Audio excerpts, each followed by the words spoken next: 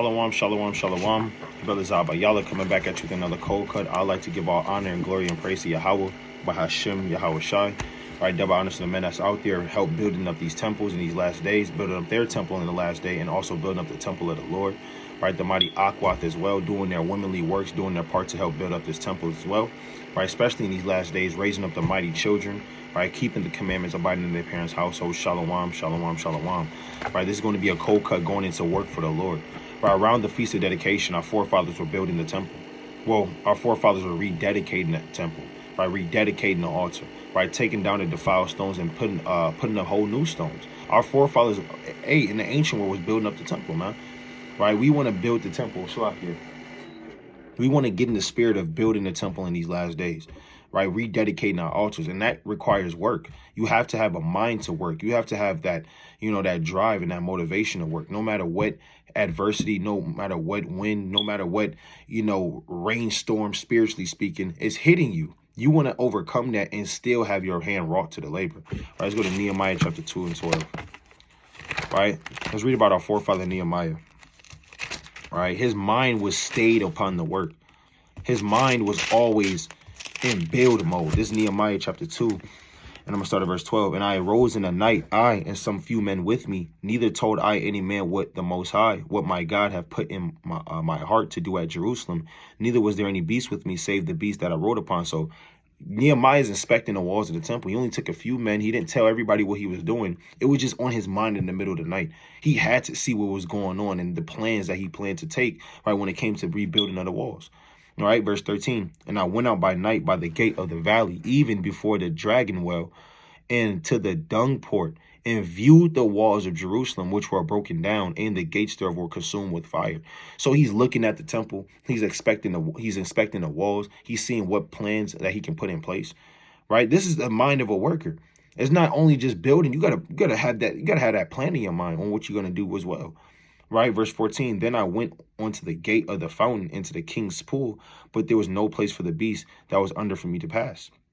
Right, then when I up in the night by the brook and viewed the wall, and turned back and entered by the gate of the valley, and so returned. And the rulers knew not whether I went or what I did, neither had I as yet told it to the Jews, nor to the priests, nor to the nobles, nor to the rulers, nor to the rest that did the work. So he didn't have to tell everybody. He didn't announce that he was going out in the middle of the night. It was just something that was just on his mind, right? It was just something that he just had to do. He doesn't have to go around telling everybody his next move. He just, look, I'm going to go out and I'm going to view the temple and I'm going to make some plans in my mind. Let's see what fits. Let's view what's going on so we can have the best idea and the best plan and attack for it, man. That was on Nehemiah's mind in the middle of the night. Let's go to 2 Chronicles chapter 26 and verse 9. Right? We got to have that understanding, that mind to work, because you're not going to rot your hand to any labor if you're not thinking about working. If you think about different things, if different things is on your mind other than rededicating the temple, right? Your temple around these last days, right? Around the Feast of Dedication, right? Hey, help building up the temple of the Most High. You're not going to rot your hand to the labor. You're not going to want to work, right? If your mind is on you, the hell that you're catching, the things that you're going through, if you're getting distracted by these little things that Satan is throwing your way, then you're not going to rot your hand to the labor, right? It's 2 Chronicles 26 and verse 9. Right, let's read about our forefather Uzziah, the king, right? And it says, moreover, Uzziah built towers in Jerusalem at the corner gate and at the valley gate and at the turning of the wall and fortified them. So Uzziah was a builder. He built towers, right? And it says he fortified them, made them strong, right? Verse 10, also he built towers in the desert and digged many wells. He also digged a lot of wells. He was building towers in the desert. So this man was a worker. Right? For he had much cattle, both in the low country and in the plains, husbandmen also, and vine dressers in the mountains and in Carmel, for he loved husbandry. Right? He loved husbandry. Uzziah loved doing the work. I mean, if he has cattle in the country and the plains, first of all, you have to watch over animals. Right? He has husbandmen and vine dressers in the mountains, right? And in Carmel. So he has to watch over different men that was watching over his work. You thought he made excuses about not getting the work done. You thought he was caught up in the things in his mind that had nothing to do with the work. You thought Uzziah had 5 minutes to himself every day. He had that time to kind of just meditate on, just him and just trying to relax. That wasn't on his mind. He loved husbandry. He loved doing the work of the Lord. right? He loved just doing work in general, man. That was Uzziah, right? A lot of our forefathers was like that. Right, let's go to the book of First Maccabees, chapter 14. Let's read about Simon, right? Since we in the spirit of Feast of Dedication, we dedicating the altar. Let's see what Simon did. Right, this First Maccabees, chapter 14. And I'm going to start at verse 13. Neither was there any left in the land to fight against them. Yea, the kings themselves were overthrown in those days. Moreover, he strengthened all those of his people that were brought low. The law he searched out, and every contemptor of the law and wicked person he took away. That's working itself. It's looking at the law, searching out the matter, searching out the law. He's in the book as a king should. He's taking away the wicked and those that are contemning the law. That's working itself. But what else did he do? Verse 15, he beautified the sanctuary and multiplied the vessels of the temple. So he beautified the sanctuary. He didn't also help build it up. He beautified it, made it beautiful, right? And it says, now when it was heard at Rome, as far as Sparta, that Jonathan was dead, they were very sore, right? Let me jump down to verse. Let's go to verse 31, right? And it says, their enemies purpose to invade their country that they might destroy it and lay hands on the sanctuary. So he just beautified the sanctuary that his enemies now want to take down the sanctuary. You beautifying your temple right now. You don't think these demons, your old man, that old woman wants to take down and destroy the sanctuary? You think since you just beautified the temple, you just beautified the sanctuary and that's it? You think, oh, man, beautiful. Hey, I guess he thrusted us out. All right, well, let's go somewhere. No, they're gonna come back and they're gonna keep beating at that temple, man. They're gonna keep. It's war. They're gonna keep trying to destroy the fortress, the high walls that you keep trying to build up. That's what they were doing on the physical level to Simon. I'll read it again. Verse 31, their enemies purposed, meaning it was in their mind. They planned to do this. They purposed to invade their country that they might destroy it and lay hands on the sanctuary. See that? Verse 32, at which time Simon rose up and fought for his nation and spent much of his own substance and armed the valiant men of his nation and gave them wages. Right? And fortified the cities of Judea, together with Besura, that lieth up on the borders of Judea, where the armor of the enemies had been before, but he has set a garrison of the Jews there. Moreover, so he fortified the cities of Judea, right, with Besura. Those are two cities he fortified after beautifying the temple, right? Verse 34, moreover, he fortified Job, which lieth upon the sea. So when your enemies, when these demons are coming at you, you have to make yourself stronger. You have to make those bars stronger. You got to get that fortress stronger. You can't just let these demons just attack you. You have to fight back by making your fortresses strong. All right, that's what he was doing. That's what he was doing, Slakia. Simon, that's what Simon was doing with these different cities. His enemies were besieging the city, and he was fortifying these different cities. He got up. He was active. He got active against his enemies, right? He wasn't just sitting back. And it says, in Gaza, Gazara, that bordereth upon Azotus, where the enemies had dwelt before. But he placed Jews there and furnished them with all things convenient for the reparation thereof. See that? All right, let's get one more now, Simon. All right, let's go to Sirach. Let's get another witness on our forefather Simon. Right, building, being a builder, having a mind to build, having a mind to work, right, not being slothful, right? It's Sirach chapter 50 and verse 1. Simon the high priest, the son of Onias, who in his life repaired the house again, in his days fortified the temple. Right? Fortified the temple. It's a different Simon, but he's fortified. This is another Simon, the son of Onias, is now fortifying the temple. Right? And by him was built from the foundation of the double height, the high fortress of the wall about the city. In his days, the cistern to receive water being encompassed as the sea was covered with the plates of brass, he took care of the temple that it should not fall and fortified the city against besieging. So this man took care of the temple. He didn't just fortify it. He just didn't beautify it or build it up, right? This Simon, guess what, took care of the temple. Do you take care of your temple, right? Do you recognize when demons are on you, or is it just another thing to you? Is it just, that's just me, right? It's okay. I'm going to get over it sooner or later. I'm just, I'm just going to let it rock. I'm going to let this one rock out. What do you mean I'm going to let this one rock out, man? Hey, you got to destroy these demons. You got to take care of your temple, whether it's weekly, right? Weekly fast, daily reading, having a plan and schedule intact. What do you need to do to help take care of your temple, man? That's the spirit we should be in around the Feast of Dedication. This is a beautiful high holy day the Lord allowed us to celebrate, man. Allowed us to know about and allow us to do, right? In the honor of our forefathers, right? Let's go to the book of Sirach 7:15, right? It's the book of Sirach, chapter 7, and verse 15. Hate not laborious work, neither husbandry, which the Most High have ordained. So the Lord ordained laborers' work for men on the earth, man, and women as well. If that's something that's ordained, how you going to hate it? How you not going on to do it? All right? That's like people, you know, and I've heard this before. People say, you got brothers and sisters, I don't like water. I don't like drinking water, right? I only want juice. I only want this. I only want that. But water, that's a natural. What are you talking about? You don't like water. That's a natural thing upon the earth, man. There was no juice back then. It's the same thing. The Most High ordained hard work. Why do you want to be slothful? You're not going to have anything, right? The Most High is not dealing with sluggards, right? He's hate not laborious work, neither husbandry, which the Most High have ordained. The Most High ordained these different things. Let's go to Psalms 127, verse 1. Let's see what King David said. Most High ordained certain things on the earth, and you can't hate them. All right, can't want something different. All right, this Psalms chapter 127 and verse number 1. Except the Lord build the house, they labor in vain that build it.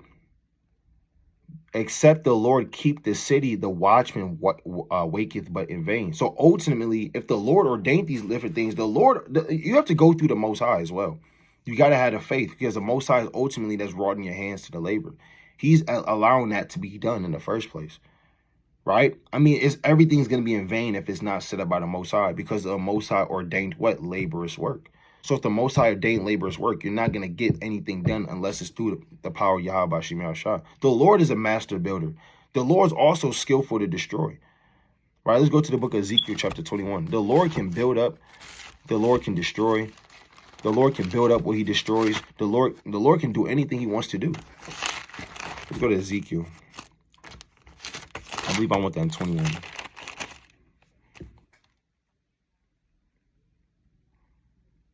Right? This is Ezekiel chapter 21 and 31. And I will pour out my indignation upon thee. I will blow against thee in the fire of my wrath, and deliver thee into the hand of the brutish men, and skillful to destroy.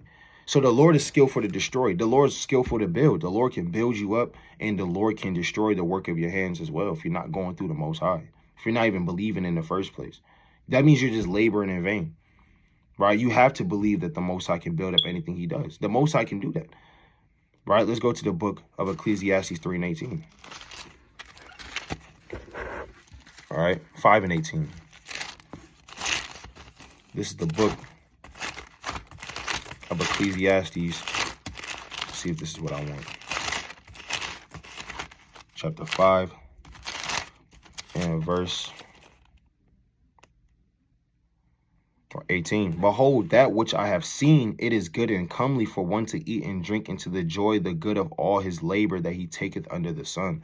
So the Lord said it's good for a man and woman to enjoy the labor that they do under the sun. But how can you enjoy labor if, first of all, if the Most High is not established it? Two, you're not even laboring in the first place. You don't even know what it feels like to have that joy of your labor, man. To work hard and kind of, sit back and kind of say, you know what, I wrought you feel good about what you have done. Right? And it says, every man also to whom the Most High have given riches and wealth, and have given him power to eat thereof, and is take his portion, and to rejoice in his labor, this is the gift of God. So the Most High said it's of him, it's his gift that a man rejoices, or a woman rejoices in her labor that she has done. Right? So you should want to labor. You should want to have that mind to labor, especially in this temple, especially your temple. Right? I mean, let's go to 2 Timothy chapter 4. Paul was confident that he gave it his all when he was on the earth laboring. right? You got to make full proof of your work, right? This is 2 Timothy chapter 4 and verse 5. But watch thou in all things, endure afflictions, do the work of an evangelist, make full proof of thy ministry. So how do you make full proof of your ministry? You make full proof of your ministry by having that mind to labor. You make full proof of your ministry by exercising all the gifts and the talents the Lord gave you to help build up this temple, to help play your role in help building up this temple, and by building up your temple, by rededicating your altar, whether it be teaching, right, different people, right, different individuals, right, leading, guiding. Most High set you up as a shepherd, right? Whatever talent the Lord gave you, whatever office the Lord decided to put you in, you got to magnify that and make full proof of your ministry. Verse 6, for I am now ready to be offered in the time of my departure is at hand. I have fought a good fight. I have finished my course. I have kept the faith, believing in the Most High, right? That your labors won't be in vain. Fighting a good fight against your enemies that keep trying to destroy the temple that you're building up, destroy the work that you put your hands to. And you have to finish your course. I mean, you have to endure these labors. You have to endure these afflictions. You have to endure the hard work that is at hand, that the Lord presented you with. Right? Let me go to the book of Job 29:16. All right?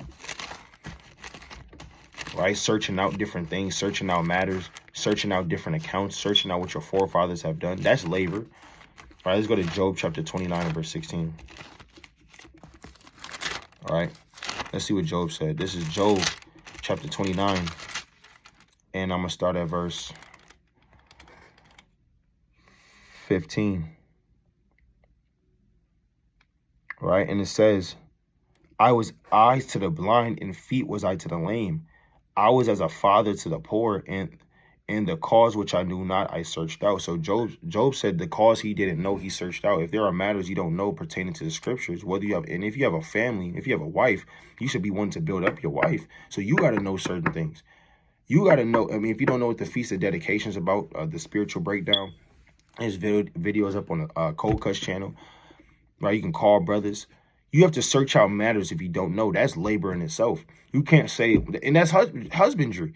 Bro, I don't want to find that out. I'll find that out later. Brother, you got to know what you're doing. You got to know what you're doing, how to answer questions in this truth, right? You got to know these accounts. You got to know these accounts, man. You have to know what your forefathers have done, how to overcome certain battles and overcome certain demons that our forefathers dealt with, that you're now dealing with. That's called searching out the matter. All right, let's go to Proverbs 25:2. All right. It's the book of Proverbs, chapter 25 and verse 2. It is the glory of Yahweh to conceal a thing, but the honor of the king is to search out a matter. So, you know, brothers say, Shalom, king, Shalom, king. Wait, hold on. You're a king if you search out matters, right? If you're not left in the dark about certain things, you're gonna search out matters. That's work, right? That is work. Simon did that, right? In the Maccabees, searched out matters, played different roles, right? Our forefathers were privy to that, searching out different things. Let's go to Acts 20:9. You can't get tired of doing that. You can't get tired of doing this work. You cannot get tired and fall out and do this and stop putting your hands to the plow. This is Acts chapter 20 and verse 9. And it says, and there sat in a window a certain young man named Eutychus, being fallen into a deep sleep. He got tired. He's watching Paul. He's watching Paul teach, and his eyes got heavy, started getting seduced by this demon, right? And hey, guess what? Let's see what happened. And as Paul was long preaching, he sunk down with sleep, right? The Most High closed his eyes, man, and fell down from the third loft and was taken up dead, right? And guess what? He was in the third loft, not the first, second, but the third one. You can be in a certain level. You can, like we read in Ezekiel 21, the Lord is skillful to destroy. You can be at a certain level. You can be in this thing for a couple years, couple months, even a couple days. But if you've been in this thing for a minute, the Lord can bring you down immediately. You can start getting, tired, start forgetting, the things you once knew. You stop studying, right? You say, you start saying that the L word later. I'm going to start doing this later, right? I'm going to do that later. Or I'm going to get around to it later.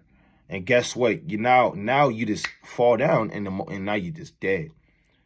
Now the Most High had mercy on this man, right? Verse 10, and Paul went down and fell on him and embracing him, said, trouble not yourselves, for his life is in him. But that may not be for everybody. Somebody may fall down and actually be dead, right? And never come back in the spirit, never revive in the spirit, never get that spiritual refreshing in the spirit. The Most High can just take you out this thing immediately. As quick as he brought you in is as quick as he can take you out.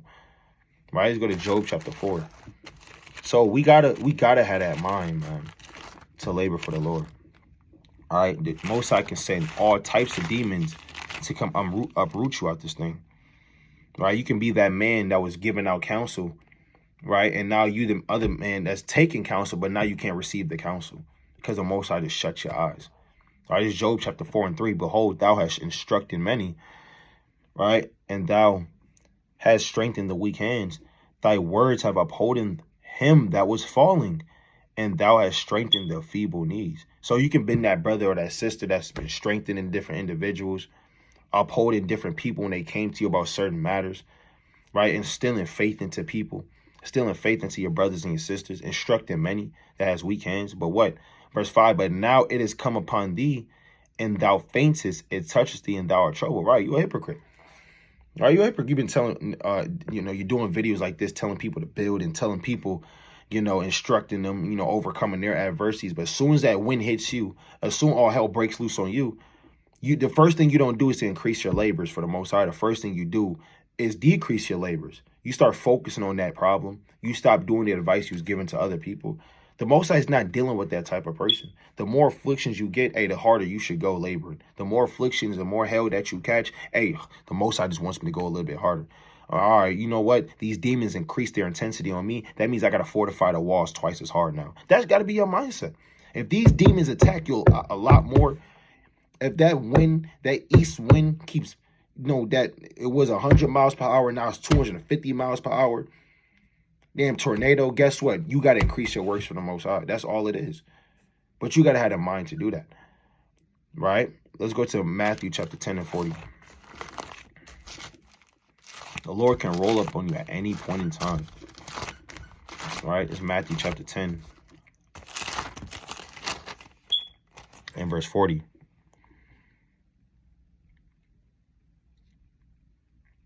And it says, he that receiveth you receiveth me, and he that receiveth me receiveth him that sent me. He that receiveth a prophet in the name of a prophet shall receive a prophet's reward, and that he that receiveth a righteous man in the name of a righteous man shall receive a righteous man a reward. Right? And whosoever shall give to drink one of these little, whosoever shall give to drink unto one of these little ones a cup of cold water only in the name of disciple, verily I say unto you, he shall in no wise lose his reward. So you can get a prophet's reward. Right? You can give a righteous man's reward, but these rewards are only going out to men that do this work. Going out to women that do this work. Right? That's laboring.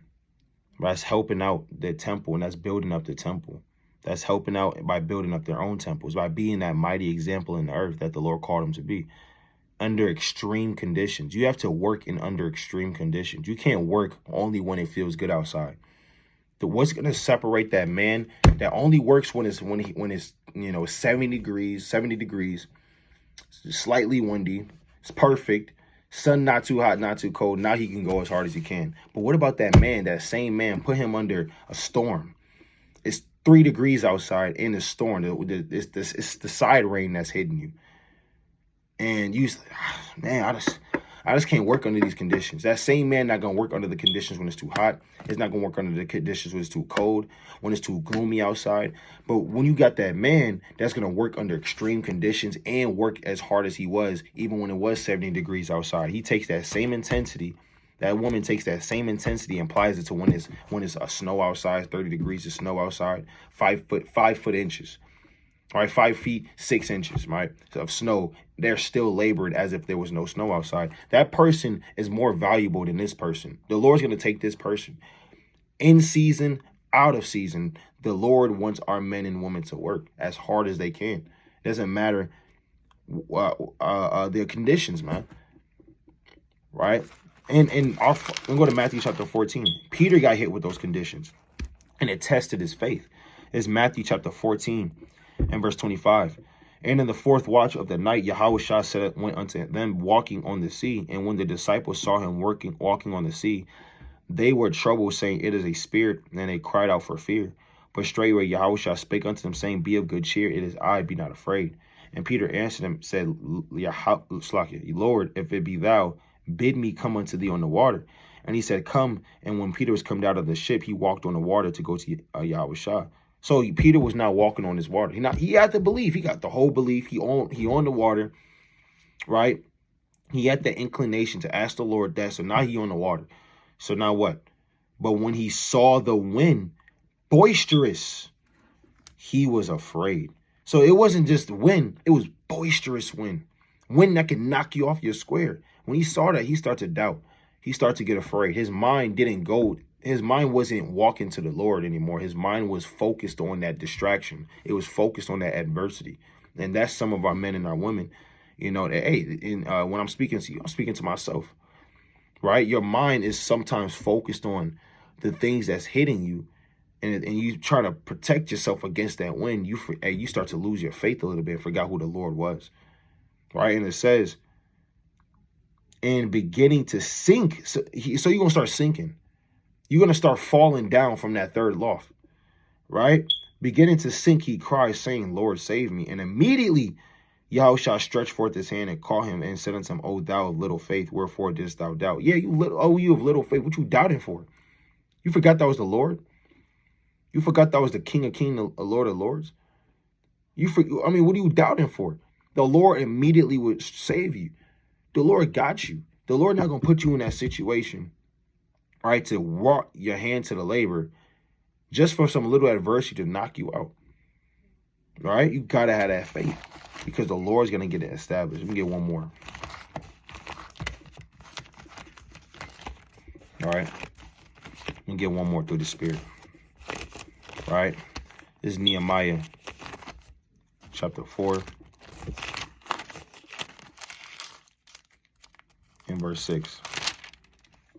So built we the wall, and all the wall was joined together unto the half thereof, for the people had a mind to work. And that's what we have to have in these last days, especially around this time of the Feast of Dedication. You got to have a mind to work. Lord willing, you was edified. I'd like to give all honor and glory and praise to Yahweh Ba'Shem Yahushua, and I'd like to bid a mighty strong shalom.